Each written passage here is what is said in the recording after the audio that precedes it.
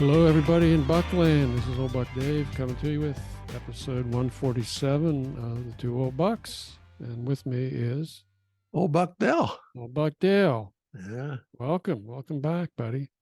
Yep. Hey, the fact that you actually showed up and tuned in on this thing today tells me that you were not the Florida person who hit the lottery for $1.5 billion. Am I right? You are absolutely right. And I was going to so- mention that to you, that hey, the lotto was won by somebody in Florida, which is fine, because I think there's a lot of players down here. But the funny thing, I don't know about you, but the funny thing was the people I've been around in my community, and like if you're out to dinner or something, the things they talk about. The things they talk about that they would do if they won that kind of money. With the money? It was just funny, all the stuff. Tell me what I'm they sure would my do. kids will be sure. I'll take care of my kids. I said, you could certainly do that, but at our age, what do you do? What foolish things could you spend money on at that age? I mean, I don't. Yeah. What do you do with the other 1.4 billion? I wouldn't buy a Lamborghini because I can barely safely ride my bicycle. Oh yeah. Anyhow, I'm glad somebody won, but I'm glad I don't envy the guy. I just don't envy the guy that kind of money. Yeah, they it's a mixed bag. It's a mixed blessing. You can read the stories of all the lottery winners who have kind of ruined their lives. But anyway, I'd take $1 million or $2 million. I mean, that'd be like playing around money for us. Yeah, I mean, if I won that much money, I'd take you back to Norway to get some pizza. Okay, I would go, buddy. We would get some pizza at the Pizza Inferno, whatever it was, Cafe Inferno. Yeah, best pizza on the planet. Hey, so, I wanted to mention. I was going to mention. You see, we lost a famous guitar player. I was going to talk about that. Yeah, so go ahead, start. I think we both love the guy, love the music. It's how did that strike you? Let me ask you that question. How did that strike you? I mean, how did it strike me? Well, because you lost the music. I mean, well, it struck me as sad. We lost another artist who was, at least at our age, it was very influential music to us. Robbie Robertson. He was basically he wrote a lot of the songs for the band. He was a singer, songwriter, guitarist, died of prostate cancer at age 80. At least I think that's what it was. So, well, do you notice, I mean, that part is correct. I mean, the fact that these folks were well known and, left a legacy, I should say, they make the news, but what struck me, Dave, was I said, this generation, I mean, I'm giving myself, 5 years either way, off the 777, it's just falling away. And every generation must have seen it. I think my mother talked about that. That was the saddest part, that all her friends had passed away. Yeah. Don't go down that road too far here. No, I won't. I don't want to. But I mean, even if we had a lot of old bucks listening, I know what you mean. But that's what struck me about that. I'll tell you, holy smokes, they're peeling away. Music from Big Pink. They're big. One of their, I think it was their first or second album. Love that. I still have that album. I've got it in a couple formats. It's probably one of the best 5 or 10 best albums of all time, as far as I'm concerned. And they were called The Band, wasn't it? The Band, yeah, because they were Bob Dylan's backup band, so they just started calling themselves The Band. I'm going to put a clip from their. They made they did a documentary, The Last Waltz. I don't know if you ever saw that. You should see it if you haven't. It's probably one of the best rock documentaries out there. It really is. Martin Scorsese. So that tells you something. But yeah, there was a clip on the news about that. They showed a little clip about that. They said that when they did that documentary, they were still pretty young, I guess. Yeah. They stopped playing. Yeah, they still had hair and everything. But I'm gonna the clip that I'm going to include is a YouTube video of them doing The Wait, the song The Wait. Take a load off Annie. Yeah. So noted. So noted. Lost another one. Yeah. So, hey, I got lots of listener feedback coming in here. This is great. Some of it I just got this morning, so I haven't shared this with you yet. That's fine. You know how it is. But, I did share this one with you. We got a all this stuff is just between me and you. This is, this is rather disturbing, alarming. Okay, we have a alert listener, Mimi L. She sent in a link to vintage Vixen jeans. Huh. Do you believe that? No, I thought we had the copyright rights all sewed up on vintage Vixen, and now somebody comes out with vintage Vixen jeans. Well, that's interesting. How does that happen? How does that happen? I'm, you know, I don't even see the relationship there. What, when I picture vintage Vixen, the one, you know, our number one, VV1, who's probably listening. Yeah. I don't know. I never think of associating jeans as a, you know, as a dress style for our age. You know, it's a throwback. It's throwback to the okay. 60s, 70s. It's vintage Vixens when you were 18. Exactly. And you know, somewhere I still have a picture of my wife wearing these same jeans with the buttons coming up the two sides of the hips there. Yeah. I'm gonna try to post a picture. Well, not of my wife, of the of this ad for the vintage Vixen jeans. So I'm warning these guys right now. We got the legal department working on this, so we're going after them. Yeah, we thought we had that tied up. I guess maybe not. Who knows? Band's Boutique, watch out! The Bucks are coming for you. So anyway, that was pretty funny. I really laughed out loud when I saw that. What else do we have here? Oh yeah, we got another note. Someone sent us in about he says, you know, Arthur Blank, who's a Home Depot dude. Mm-hmm. He's got a $180 million yacht. It's 295 feet long. He says, take a look at that. So that's even bigger than the other one. That's even bigger, yeah, and it's more expensive. Cost almost twice as much to build. Just remember, your nails help pay for that baby. I'm sure I contributed. Every little nail contributed a little bit. Yeah, if I actually knew the guy and saw him, I would ask him how much use he really gets out of that. I mean, is that like or just a real ego thing to have that thing? That's what it is. It's ego. That's what it. Well, you heard what Captain Jim said. You asked him what that's all about. He says it's all about ego, and I think he's exactly right. So the guy probably if you want to have a quiet party, you just have to go a couple miles offshore and let her drift or something. I guess I don't know. But anyway, so Arthur Blank showing off. Hey, we got a comment from a listener who claims. Listen to this. He claims to have seen many portals to alien worlds. In his, I say his. It could be his or her travel. I think it's a guy because it sounds pretty loopy. So I don't know if this guy's running for president or what, but you know he's seen the portals. He has seen many portals to alien worlds in his time. Yeah. Did he acknowledge our references to how we identify them, the ones that don't use turn signals and can't get through a traffic circle? Made no reference to that, so maybe there's more. Who knows? There's probably a lot more than we know about. Yeah. Hey, and speaking of aliens, Ranger Rick is back. So after he was quiet for a spell, I was getting a little worried that he was, you know, he'd run away or something.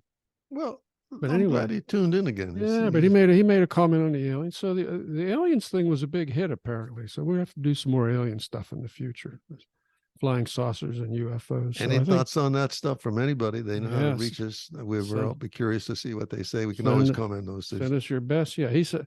Now, according to Rick, he said aliens were probably here 1 billion years ago or a couple billion years ago. So I guess built a couple of pyramids and left. Yeah. So how does he know this? What do you know that we don't know, Rick? So I don't know. Are the dinosaurs? Were the dinosaurs the aliens? No, he might have a point there. Maybe they were here. They built a few things. These cultures are never going to go anywhere. They're so, they're so backward. Yeah. There's no use us floating around here. We came here. We built them a nice pyramid. And they don't know what to do with it or something. So we'll just get the heck out of here, and move on down the road. So who knows? And you know what else I thought? The dinosaurs were here. That was like, I don't know. That was 250 million years ago. So the dinosaurs are too young to be aliens, I guess. But I was looking out the window and I thought, what about trees? Trees have been here a long time. And we're learning more and more about trees and how they can communicate over hundreds of miles between themselves, amongst themselves. Hmm. I've got a new theory here that the trees are the aliens. So, I'm, They're so having a tough time surviving on if Earth, these anybody's trees. done any research on that, oh yeah, I'm going to have to add some Jack Daniels to my coffee if we was to, ooh, go, wow. we was to explore that theory. Hey, you were going to tell me about some movies. Did Oh you? yeah, yeah. I do have. I got a couple movie reviews to talk about. Um, so I saw two movies here. One was a real stinker, and one was spectacular. And I think you saw the second one, so we can talk about that one together. Mm-hmm. So I don't know if you know the stand-up comedian Sebastian Maniscalco. I don't know if you've ever looked at any of his No, YouTube clips or I anything. do Okay. not. So he's Italian. He does a lot of Italian shtick, and he's really funny. He really is. He's a funny guy.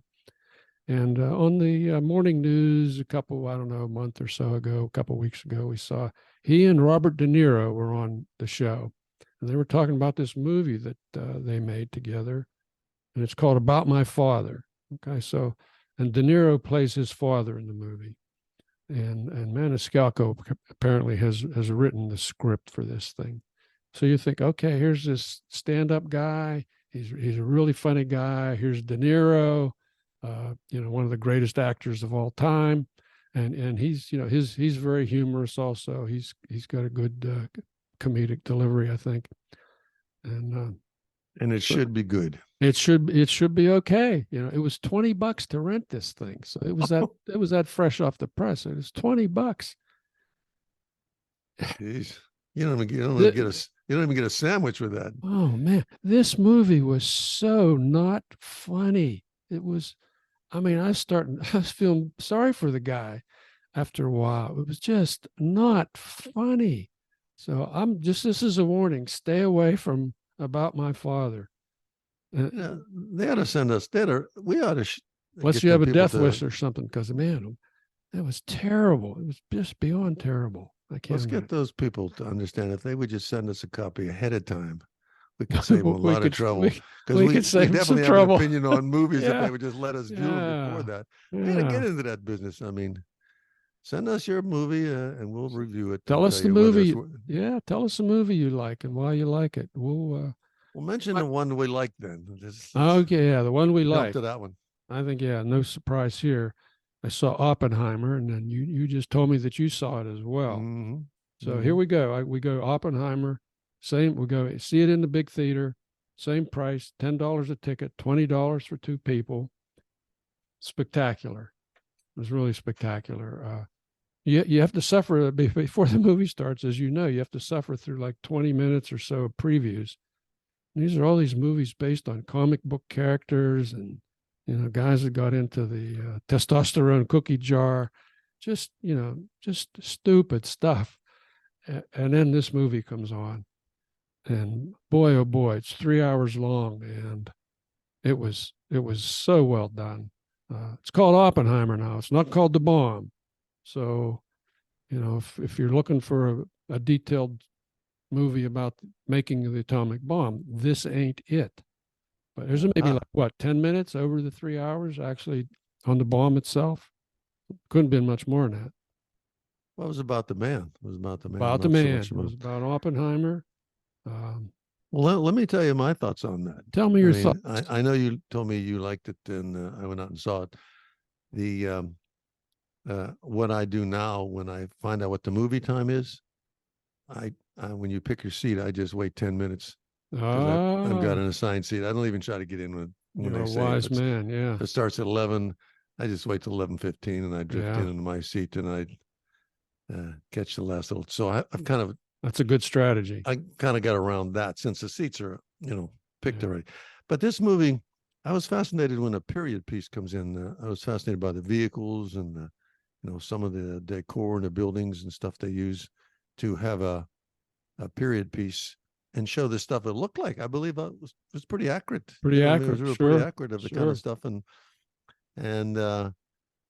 it was intense in that I had no idea I mean, I knew he developed a bomb, but I hadn't, and I only associated the science of that with him. I actually never looked at the man like he had a life. Yeah. Well, I have actually. I've read a lot about the Manhattan Project, atomic physics and quantum theory, and about Oppenheimer. So I knew he was a a conflicted character. I did know that. I didn't know to the extent how young he began having mental aberrations, or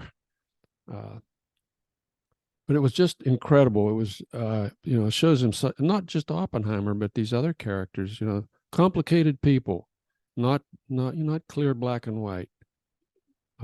Everybody associated with that bomb itself or that project, I thought, were complicated. Yeah, they all had some unique character, and you throw that many into a room. Well, we don't want to give the plot away at all. Well, I think people know what the plot is. Well, they might think it's about the bomb, but we just told them it's not about the bomb. It's not about the bomb. No. So I would recommend. This is an old buck, plus. I mean, I'm giving it definitely a good review. Get geared up for it. Find get a nice theater with relaxing reclining seats, and go see it. Go see that movie. It's worth a visit. Take a friend or something and check it out. Yeah, it's about a fall from grace. Well, let me just point out who was in the movie before we run away from this thing. Now, Cillian Murphy plays Oppenheimer. I think he does just a spectacular job. I gave him an award for that. Yeah. Emily Blunt is his wife, Kitty. Again, she does a great job, and they have a complex relationship, shall we say, because he's got this old girlfriend who keeps showing up. Matt Damon, I thought he did a nice job as Leslie Groves. He was very kind of militaristic, and he had to schmooze his scientists, and then he also had to schmooze the politicians. So he had a tough job there, and I think he pulled it off. And then we had Freddie Mercury showed up, huh? Yeah, Rami Malek. A very short role, but I thought he just crushed it, and that was a really important scene towards the end that he's in.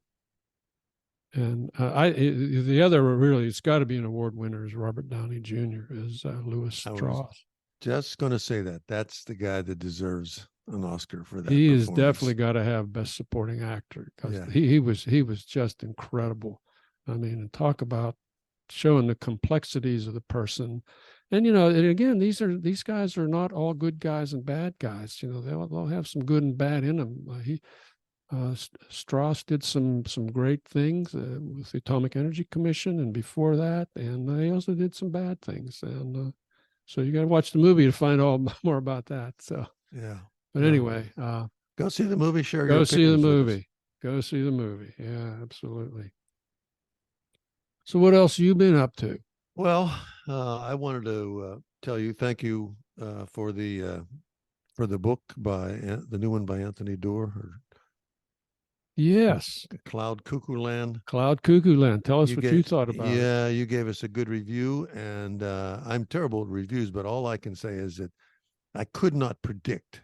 I could not think ahead of where he was going with this. Yeah. And I just had to adjust to the style in which it was presented. And I'm not talking about his reading. I mean, his writing style was fantastic, but just the format of how it was presented, which you warned me about. I did warn you. I kind of got into that. And once I got to the rhythm of that, usually I can predict what's going to happen. I could not predict this. And then it was like climbing a roller coaster. It went faster and faster and faster. And then I remember I told you I was going to savor the last couple hundred pages. Couldn't do it. Couldn't do it. Just couldn't do it. Totally recommend people who liked All the Light You Cannot See. It's not like that, but the writing is similar. Pick this book up. You will enjoy it. And old Buck Dell said that. So that was that. That was that. Okay. Just quickly off the top of my head, since this is coffee shop humor. This is the Bucks. It's the Bucks. We can talk about whatever we want. Well, I I was kind of taken aback by what it must be like to live on an island and have the whole island catch fire. Did you see that thing on? Yes. I mean, I really felt for those people. So where do you Yeah. run? Yeah. My gosh, I jumped And in everything the must have sea. been tight enough together that once that flame reached across the street, the way it went, whoa. Nasty. I think the last I heard, 36 people died. Jeez. I mean, usually you don't see too many casualties. You know, they have time to get out of Yeah. a fire's road. This thing must have started in, if it wasn't wood from the forest or something, because I guess there's a lot of green there. But this thing was just building after building all along the coast there. Yeah. Well, my heart goes out to those folks. Yep. Wish Yep. them the very best. And when I talked to you, I was going to tell you I started out on a simple mission this morning, and of course we live in a hot climate now, and I said, well, I'm going to just go out and set some little projects here, quickly accomplish this, and I'll get out of the weather. So I suited up and went down to get my bike out because I was just going to go, a quarter mile or something to the nearest store, and I broke the stem off the tire. Oh. Well, I'm telling you because you could see the humor in this. So I break the stem off. Now I'm thinking, hey, I'm getting soaking wet here, because I can fix it. Yeah. So I had to remove the clothes that I had on, fix the tire. Naked or wait a minute? No, just get out of the shirt and stuff like that. Okay, you Although said everything else was the wet clothes too. I had on. I was really sweating. I mean, I I'm a was really naked sweating. cyclist. I like And it. I had grease on my hand from the chain and everything. So, okay. so plan A was already on the back burner there. I got the tire back together, fixed it up, put it all together, and I was cruising. I said, well, I think I should be fine, because biking, at least there's a little wind, right? Yeah. Yeah. I mean, if you're moving, you got a little bit of a breeze. So this is what reason I'm bothered telling you this. And I don't know if it's an age thing, but it must be. So I come to the main, my road that enters the main road, my road that enters the 4-lane road. And it's a little bit of obscured. You know, there's some pillars and some stuff that obscures my vision. So I pulls up that intersection. I'm preparing to cross 4 lanes of busy traffic. Okay. Well, always a thrill. Right. And I don't have nothing in my vision in front of me. I didn't pick anything up, and I'm looking. The dangerous traffic is the traffic sort of coming in the opposite direction, because I can usually beat the traffic coming to my left. So I'm not looking left, and I'm about to step on the old pedal, and I almost hit a jogger. Oh, Almost. gosh. And it scared me that I am unable to pick up this peripheral stuff. I mean, it really scares me that, I don't know, just time is taking its toll. I just do not sense these folks. They didn't look left. I was watching right for right traffic. And then, before I actually step on the pedal, I'm going to make one quick look to the left, make sure there's not a car close. Right. But I didn't even get that far, man. I just put my foot on the pedal, and the guy was he almost hit me. I don't even know what I would do if he ran into me. If I moved 6 inches, he would have hit me. And then who do you blame? Who do you call? So, it hurts just the same. It hurts. Yeah. Yeah. Well, I'm glad you survive that. You still had enough reaction time left to survive that. Yeah. Good. I thought of you. I said, I wonder if check with you and ask you if you run into that kind of stuff anymore. Have you had any close ones? Just oh man, I did have a close one last week, actually. Well, there you go. I was riding, it was a T intersection, and a woman was, she was coming up to the T, and I would have been a left turn for her. I was coming from the left side. All right, there's a stop sign there, but she's rolling pretty good. I'm thinking, number one, she's not going to stop at this stop sign. Number two, she's looking to her right to see if there's. Didn't see me. But fortunately, I saw her in plenty of time. I pulled over to the extreme left side of the road, and she got halfway into the intersection before she turned around and saw me and slammed on her brakes. And, just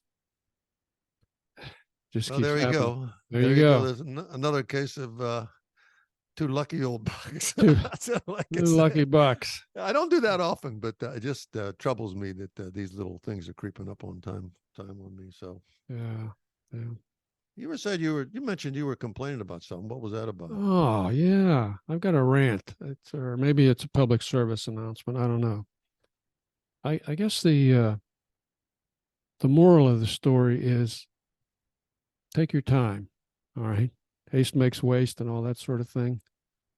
So this was, Zoom just did an auto update.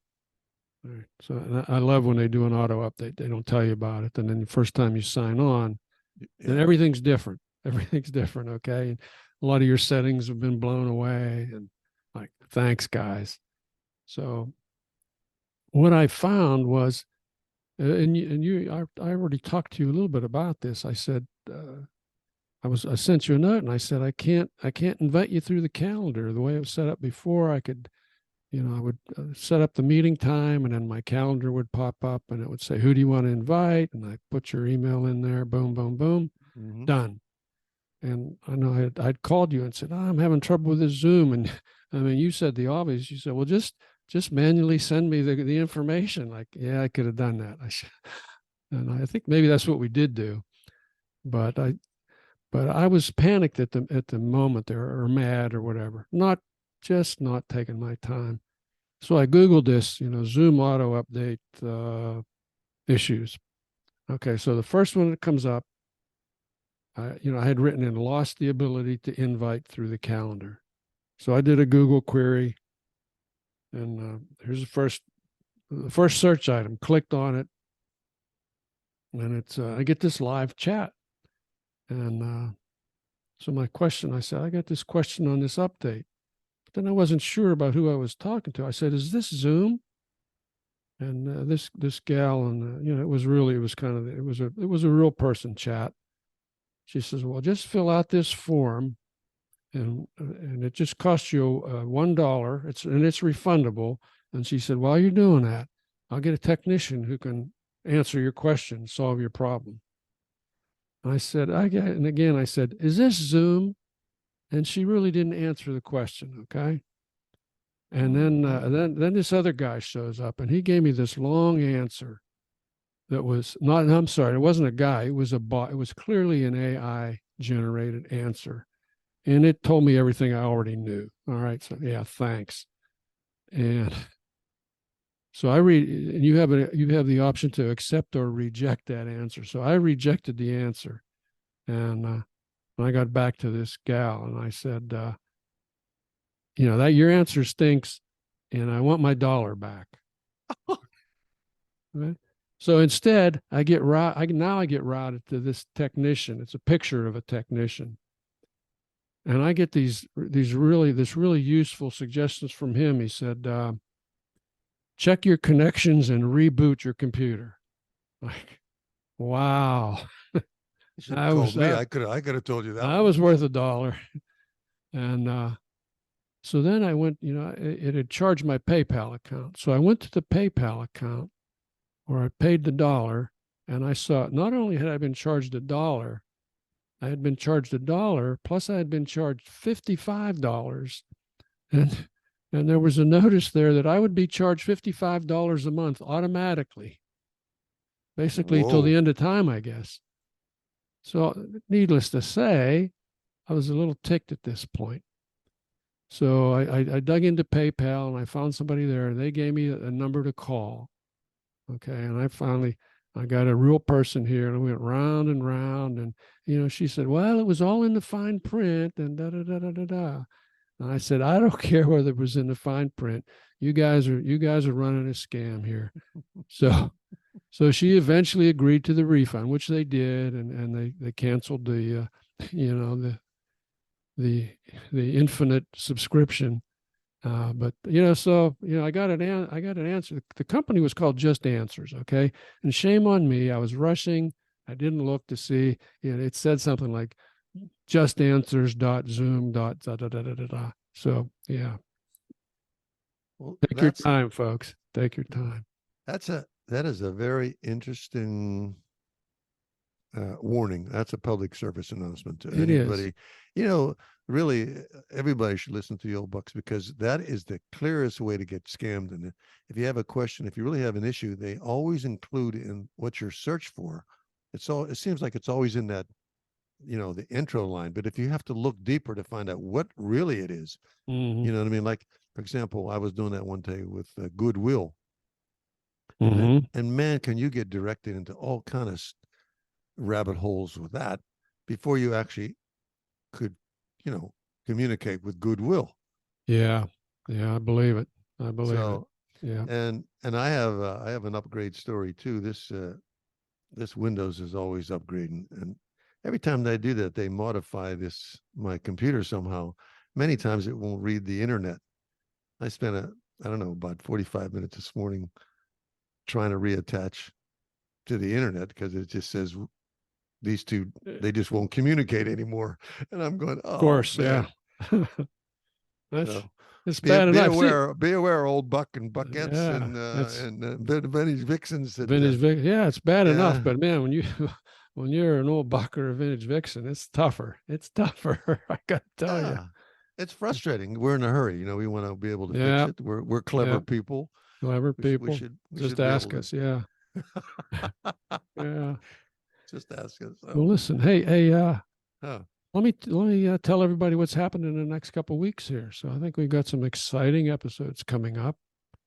So a couple of weeks down the road, we have an encore performance with author Frank Young, who we interviewed in episode 135, and he talked about his sophomore year in college in India. A great episode. It was one of our top episodes. Tons of downloads, and he's going to come back to share some of his experience working in the Foreign Service over the years. And I think it'll be very interesting. Frank's, as anybody that listened to that episode know, he's a great speaker. He's a great storyteller. And it's all true stuff. And tons of experience. Tons of experience. Worldly experience. Yeah. I got a bunch of questions for her to ask him about things. Yeah. So. And our other big hit coming up is we've got our Tahoe writers coming back.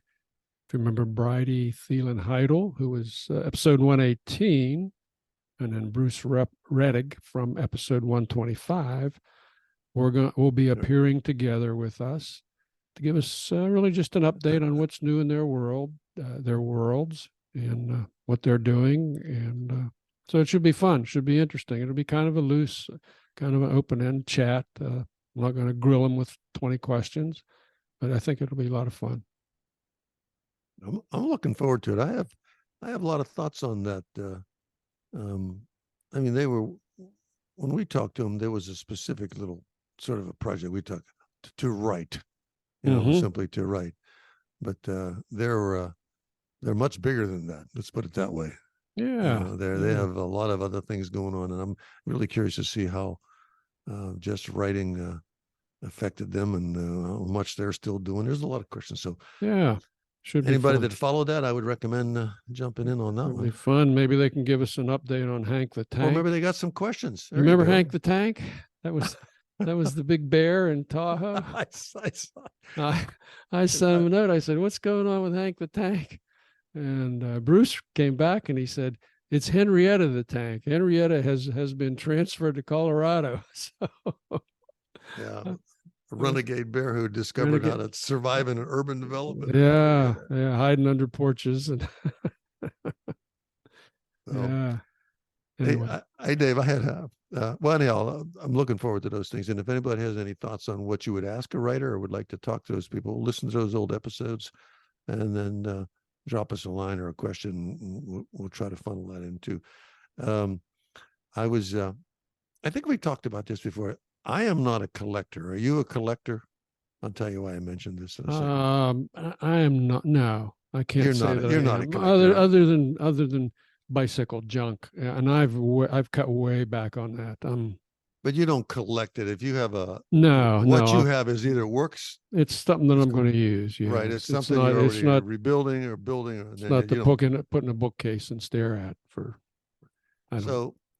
Something I was listening to something the other day on a radio, and since we've talked about collectors, and I know a collector, and I know someone like this, And the man said, he said, a true collector, a person who could really own the word collector, who really could, you could tag him with that and you'd say, this guy's a collector. He said, a true collector is a person who dies with all his stuff. Dies with all his stuff.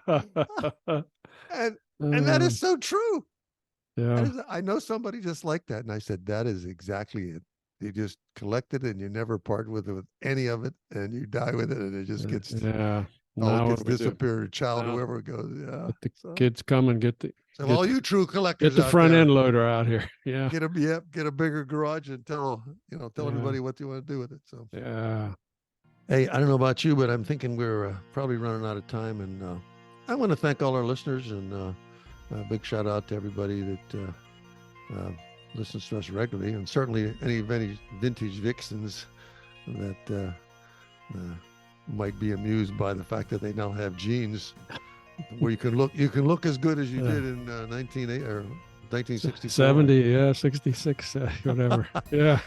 So this is Old Buck Dell saying thank you so much. What a pleasure. Dave and I always have fun with this, and it's about friendship. It's about sharing some books and movies and stuff, and so. Thanks for listening, and I'll talk to you next time. It's Old Buck Dave saying the same kind of thing. Appreciate all the feedback we got. Keep sending those notes and voicemails in. We really get a kick out of that, and it gives us something to talk about. So let's keep doing this. We're on what did we say we are? 147 today. We're gonna keep rolling. And so thanks again, everybody. Talk to you all next week.